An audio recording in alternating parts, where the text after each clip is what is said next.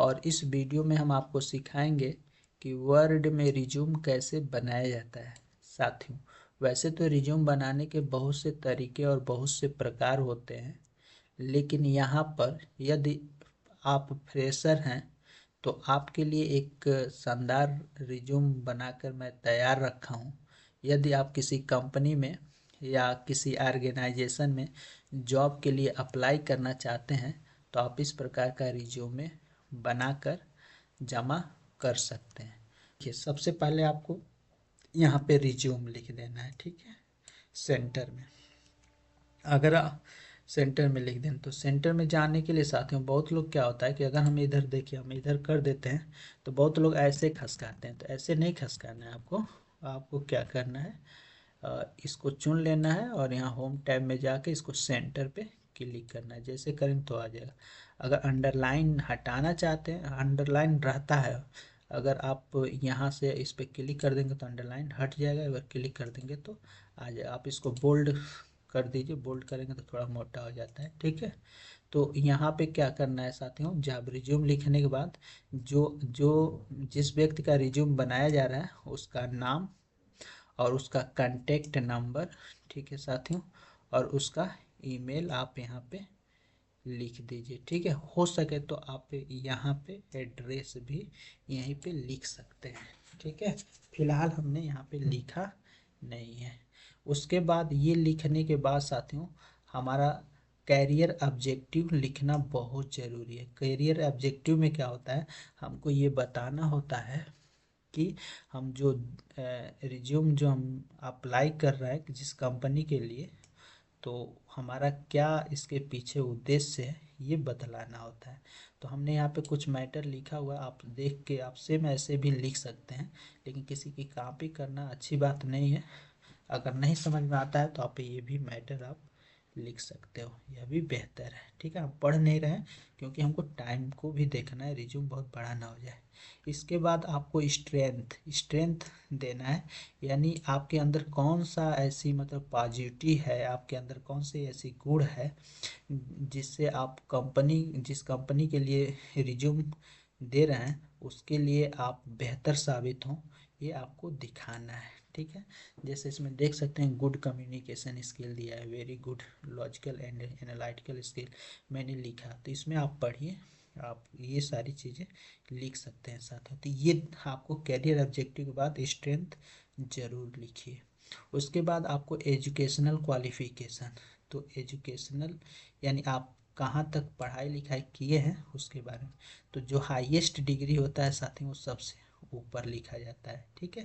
तो यहाँ पे मैंने देखिए bachelor of science with geology and botany specialisation from DD university Gorakhpur, यानी मैं बता रहा हूँ कि मैं बीएससी किया हूँ जूलॉजी और बॉटनी से दीनदयाल उपाध्याय यूनिवर्सिटी से, ठीक है। आप किस सन में किए हैं आप यहाँ पे सन भी डाल सकते हैं। फिलहाल इसमें हमने वो सन नहीं अब डाला है, ठीक है।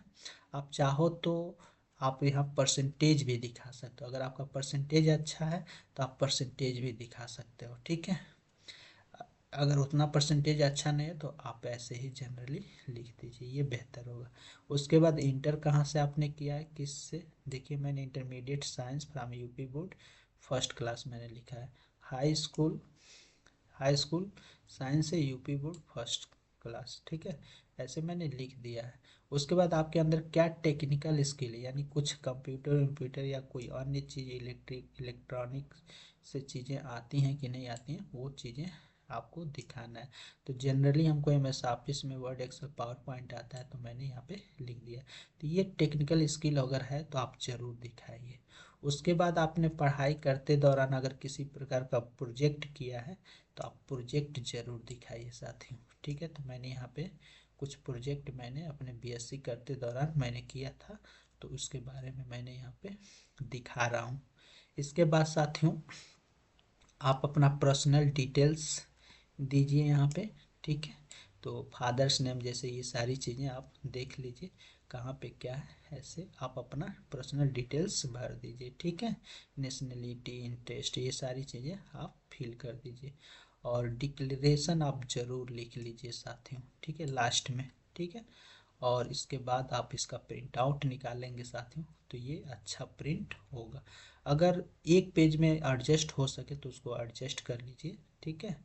एडजस्ट करने के लिए क्या करना है आपको, जैसे भाई इधर अगर ऊपर जगह नहीं, आपने फालतू का छोड़ा है, तो अब यहाँ पे देखिए ये मैं कोशिश कर रहा हूँ, ठीक है। तो यहाँ पे क्या है, थोड़ा सा ऊपर जा रहा हूँ तो नीचे हो जा रहा है, ऐसा है ना।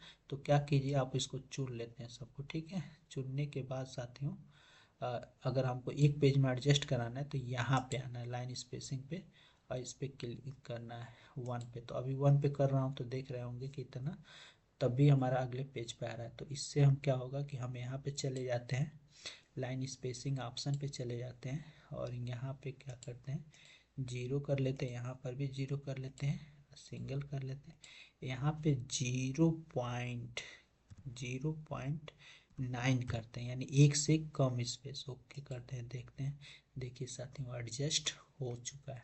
तो ऐसे भी आप एक पेपर में एडजस्ट हो जाए तो एडजस्ट करा लीजिए।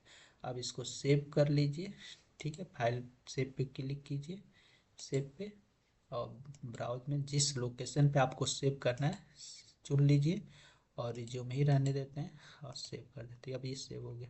प्रिंट आउट निकालना है साथियों, फाइल में जाइए, प्रिंट पे जाइए, ठीक है।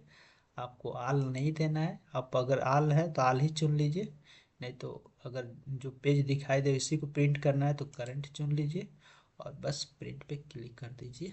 आपका अगर प्रिंटर से कंप्यूटर जुड़ा है तो प्रिंट हो जाएगा। अगर इसका पीडीएफ बनाना है तो सेव एज पे क्लिक कीजिए, ब्राउज कीजिए, और यहाँ से पीडीएफ चुन लीजिए और इसको सेव कर दीजिए, ये पीडीएफ बन जाएगा साथियों। तो धन्यवाद रिज्यूम बनाने